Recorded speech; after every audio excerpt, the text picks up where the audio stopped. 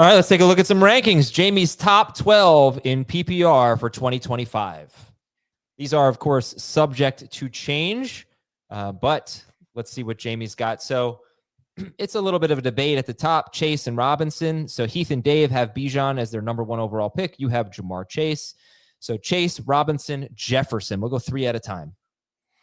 Chase, to me, is an opportunity to repeat as the number 1 overall player. I love the setup for him. You know, he was very productive with T. Higgins. He was obviously productive without T. Higgins. Joe Burrow, assuming he's healthy coming into the year.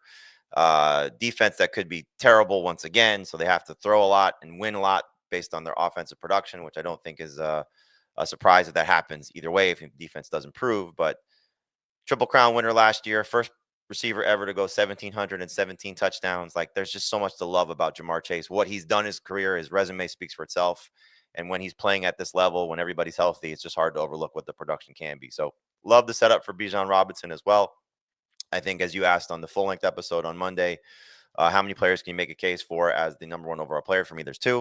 And I like Chase slightly better than Bijan, who obviously had a strong finish last year. Got off to a little bit of a slow start, but what they did with him between Raheem Morris and Zach Robinson, the offense coordinator, and just unleashing him and really limiting, I think, more so than the year before, at least, the workload for Tyler Algier. But can work in the passing game, can obviously dominate on the ground, going to score a lot of touchdowns. I think there's a huge opportunity coming for him. The third spot is where it gets a little bit, I think, dicey, at least for me, because I'm torn between Justin Jefferson and CeeDee Lamb. I think both have an opportunity to challenge Ja'Marr Chase to be the number 1 receiver. I don't think they'll get there, but what Lamb did in 2023 with a healthy Dak Prescott, and what he showed last year for the most part when Prescott was healthy, and still even able to finish the year without Prescott, 3 straight years of double-digit touchdowns, going to dominate targets still, even with George Pickens there.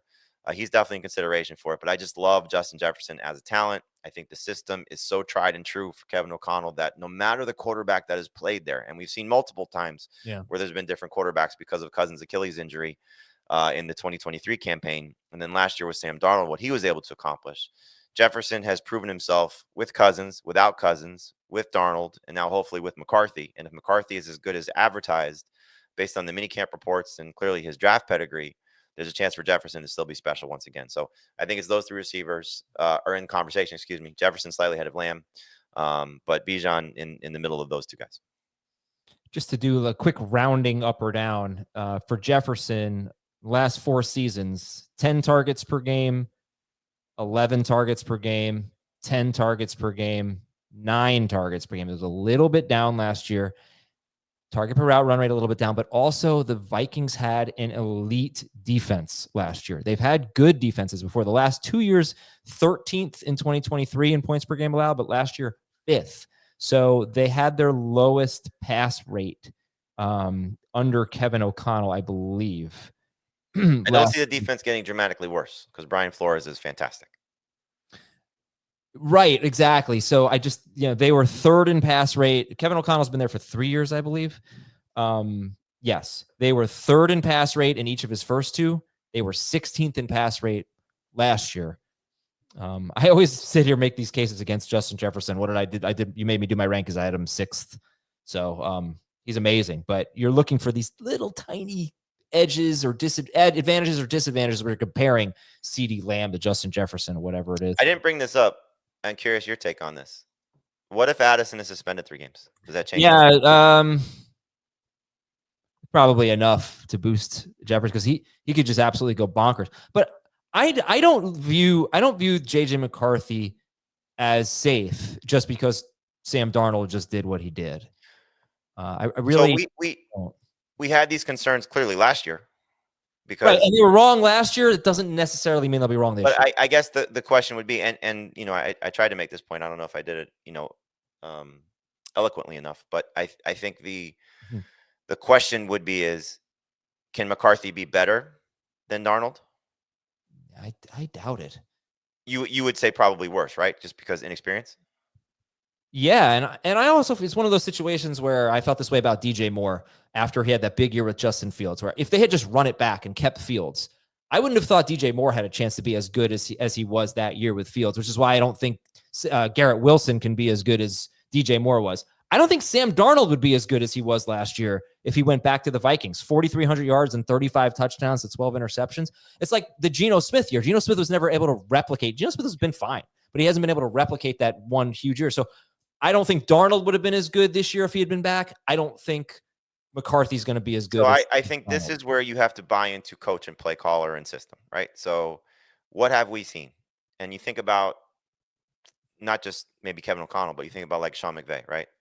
McVay loses Stafford for that season or the half a season, and Baker Mayfield sort of resurrects himself, right? And goes through the car wash and has a couple of good games at the end of the season after bouncing around from Carolina to the Rams, where he was on the practice squad playing defense. How stupid that was when you think about it. And then Darnold goes to San Francisco, where he's a backup for a year, and then goes to the system in Minnesota, and he looks this way. Like, they give these guys such easy opportunities to make plays. And now Liam Cohen, right? Same tree. How he allowed Baker to have this monster season last year, and hopefully we'll do the same thing with Trevor Lawrence. Like, these guys, I don't want to say it's foolproof, because that's clearly not the case, but they've just shown the ability to give their quarterbacks, especially when they have talent around them, the opportunity to make plays.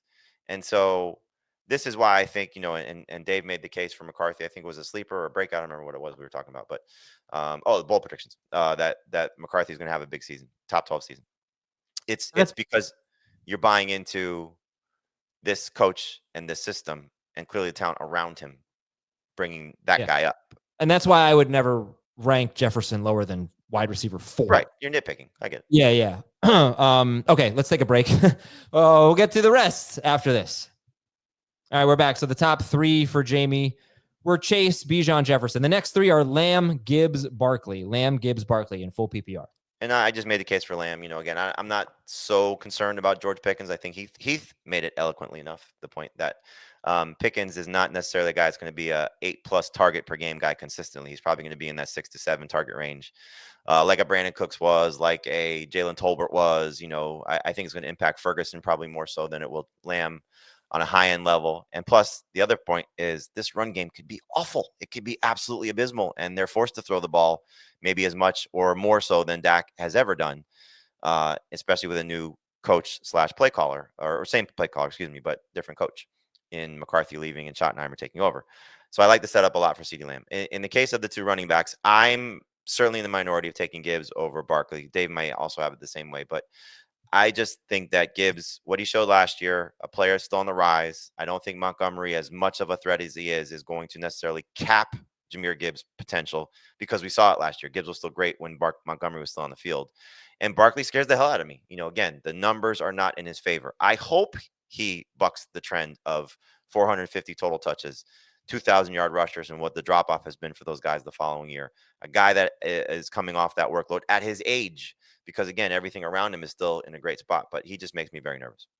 All right, and next up, 7 through 9 in your rankings, Malik, Nabers, Puka Nacua, and Amon-Ra St. Brown, 3 wide receivers. Nabers, Nacua, St. Brown. Yeah, and we'll throw Nico Collins in here too, just because I think they're all debatable of who can go ahead of the other ones. I think most people will draft Nabers and Nacua and St. Brown ahead of Collins, but there's such a easy path to success for Collins when you look at Christian Kirk and Jaden Higgins as his main competition. And if CJ Stroud can bounce back to any level of what he showed as a rookie, or even just the beginning part of the season last year, then Collins could be an absolute superstar. St. Brown is tried and true. Nabers' rookie season was amazing.